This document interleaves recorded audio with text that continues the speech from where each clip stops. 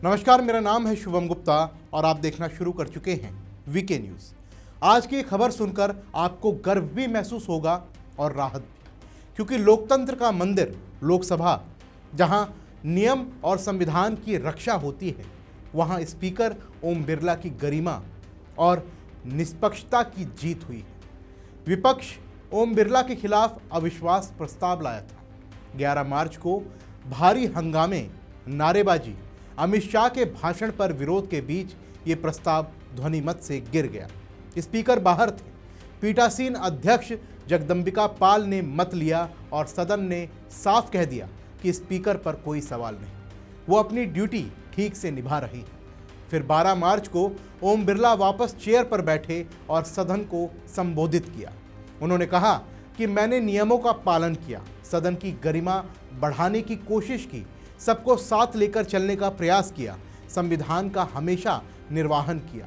वो आगे बोले कि चाहे सदन के नेता हों, विपक्ष के नेता हों, कोई मंत्री हो, सबको नियमों और प्रक्रियाओं के अनुसार ही बोलने का अधिकार है। किसी को भी कोई विशेष अधिकार नहीं है। कुछ लोग सोचते हैं कि विपक्ष का नेता हमेशा ऊपर है, किसी भी विषय पर बिना बारी के बोल सकता है, लेकिन ऐसा नहीं है। सदन नियमों से चलता है। नियम सरकार या विपक्ष ने नहीं बनाए, नियम सब पर बराबर लागू होते हैं। किसी टॉपिक पर पीएम हो या मंत्री, हर सदस्य को नोटिस देना पड़ता है, बारी आनी पड़ती है। बिना बारी के बोलने का अधिकार किसी को नहीं, और ये तीसरी बार है आज़ाद भारत के इतिहास में जब स्पीकर के खिलाफ अविश्वास प्रस्ताव पर चर्चा हुई। मैंने हमेशा कोशिश की कि हर सदस्य नियमों के अंदर अपनी राय रखे, सदन की मर्यादा बनी रहे। देखिए, सुनकर क्या लगता है कि स्पीकर ने बड़ी ईमानदारी से जवाब दिया। उन्होंने कहा कि कुर्सी किसी एक व्यक्ति की नहीं, सदन की गरिमा की है। मैंने नैतिक आधार पर सदन से दूर रहकर फैसला होने दिया। विपक्ष के आरोप कि स्पीकर पक्षपात करते हैं, माइक कंट्रोल करते हैं, सबको उन्होंने नियमों के दायरे में रखकर खारिज किया। सदन ने 12 घंटे से ज्यादा बहस की। अमित शाह ने जवाब दिया और फिर ध्वनिमत से प्रस्ताव गिर गया। यह दिखाता है कि बहुमत सिर्फ संख्या नहीं, बल्कि सही पर है। ओम बिरला जैसे स्पीकर जो राजस्थान से हैं, जो संसद की परंपराओं को समझते हैं, उन्होंने साबित किया कि स्पीकर तटस्थ रहता है।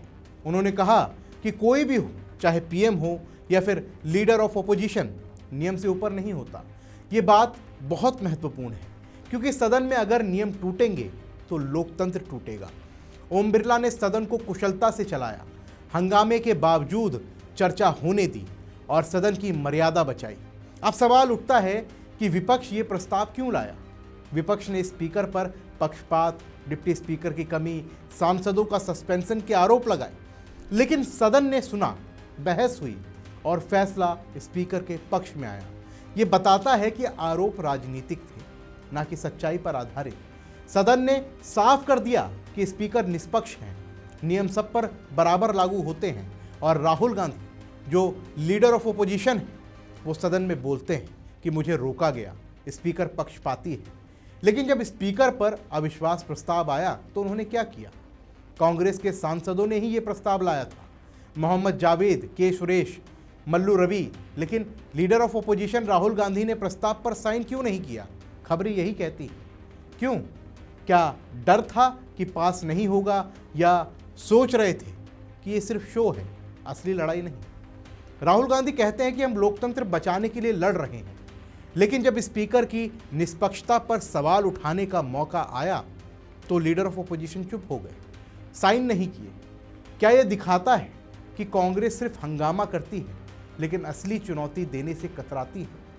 राहुल सदन में भाषण देते हैं, लेकिन जब स्पीकर पर अविश्वास लाने की बात आती है तो पीछे हट जाते हैं। जनता पूछ रही है कि लीडर ऑफ ओपोजिशन का मतलब सिर्फ कुर्सी है या फिर जिम्मेदारी?